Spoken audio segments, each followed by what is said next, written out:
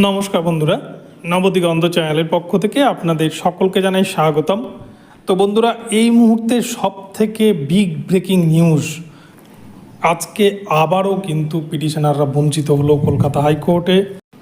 9533 প্যানেলে যে সমস্ত ইন সার্ভিস প্রাইমারি টিচার নতুন করে চাকরি পেয়েছিলেন, যে রিক্রুটমেন্ট রুলসের বিরুদ্ধে গিয়ে তাদের পক্ষেই কিন্তু রায় দিলেন আজকে কলকাতা হাইকোর্ট। তো এই বিষয়ে আমরা বিস্তারিত জেনে নেব।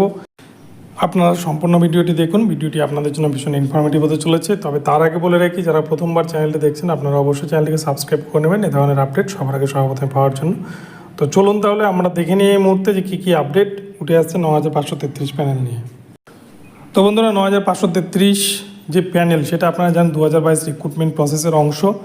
এবং এই 2022 রিক্রুটমেন্ট প্রসেসে যখন নোটিফিকেশান বেরোয় তখন কিন্তু প্রাথমিক শিক্ষা পর্ষদ তারা নোটিশ দিয়ে জানিয়েছিল যে যারা ইন সার্ভিস রয়েছে তারাও কিন্তু এই রিক্রুটমেন্ট প্রক্রিয়ায় অংশগ্রহণ করতে পারবে। আর এটা নিয়েই বেশ কিছু মামলাকারী তারা কিন্তু মামলা দায়ের করেন যে যদি ইন সার্ভিসরা আবার নতুন করে ইন্টারভিউতে বসে তাহলে কিন্তু তারাই ইমপ্যানেলড হবে এবং সেক্ষেত্রে চাকরি পাওয়ার সম্ভাবনা অনেকটাই কমে যাবে।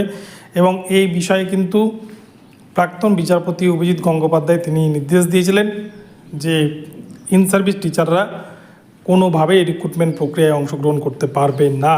এবং সেই রায় মোতাবেক কিন্তু প্রাথমিক শিক্ষা পর্ষদ ইন্টারভিউ কন্ডাক্ট করেন।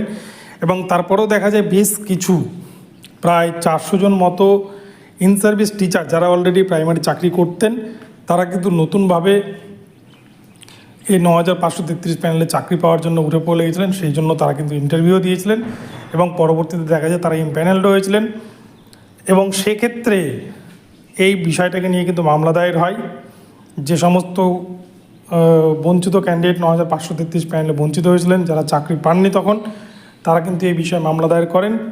এবং এই মামলারই জাজমেন্ট আজকে দিলেন বিচারপতি অমৃতা সিনহা ম্যাম। তো যে কারণে আজকে মামলাটি খারিজ করে দেওয়া হলো সেটি হচ্ছে পিটিশনাররা সঠিকভাবে যারা চাকরি পেয়েছেন অলরেডি, যারা যে 400 জন ক্যান্ডিডেট ইন সার্ভিস থাকা সত্ত্বেও প্রাথমিকে নতুনভাবে জয়েন করেছিলেন, তাদের বিপক্ষে সমস্ত প্রমাণ তারা কিন্তু সঠিকভাবে জোগাড় করতে পারেননি বা আদালতে সঠিকভাবে তথ্য প্রমাণ তারা তুলে ধরতে পারেননি। যে কারণেই কিন্তু বিরক্ত বোধ করে জাস্টিস সিনহা তিনি মামলাটিকে পুরোপুরি খারিজ করে দিয়েছেন এবং পিটিশনারদের বিপক্ষে রায় দিয়েছেন। তো একটা কথা এখান থেকে পরিষ্কার, প্রাথমিক শিক্ষা পর্ষদের পক্ষেই কিন্তু রায় যাচ্ছে। গতকাল থেকে আমরা দেখছি জাস্টিস সিনহা কিন্তু আজকের রায়টাও পিটিশনারদের বিপক্ষেই দিলেন, যেখানে কিন্তু রিক্রুটমেন্ট রুলসের নিয়মই ছিল কোর্টের নির্দেশ অনুযায়ী যে ইন সার্ভিস টিচাররা নতুন করে ইন্টারভিউতে বসতে পারবেন না। আর সেই নির্দেশকেই কিন্তু বুড়ো আঙুল দেখিয়ে প্রাথমিক শিক্ষা পর্ষদ এই সমস্ত ক্যান্ডিডেটদেরকে চাকরি দিয়েছিলেন নতুন করে আবার। আর যেটা নিয়ে এই মামলা দায়ের হয়, আর সেই মামলার কারণেই আজকে কিন্তু সেই মামলাটিকে খারিজ করে দিলেন জাস্টিস সিনহা। এক্ষেত্রে পিটিশনারদের কিন্তু কোনো রকম ফাইন ধার্য করা হয়নি এবং পিটিশনাররা যদি সঠিকভাবে এই সমস্ত ক্যান্ডিডেট যে 400 জন ইন সার্ভিস রয়েছে তাদের বিরুদ্ধে যদি সঠিক তথ্য প্রমাণ জোগাড় করে দিতে পারতো তাহলে কিন্তু সেক্ষেত্রে তাদের হাতে চাকরির সুযোগটা থাকতো। তো বন্ধুরা, এখন এই পর্যন্ত রইলো, আপনাদেরকে আপডেটটি জানালাম। ভিডিওটি ভালো লাগলে চ্যানেলটিকে সাবস্ক্রাইব করে দেবেন। ধন্যবাদ।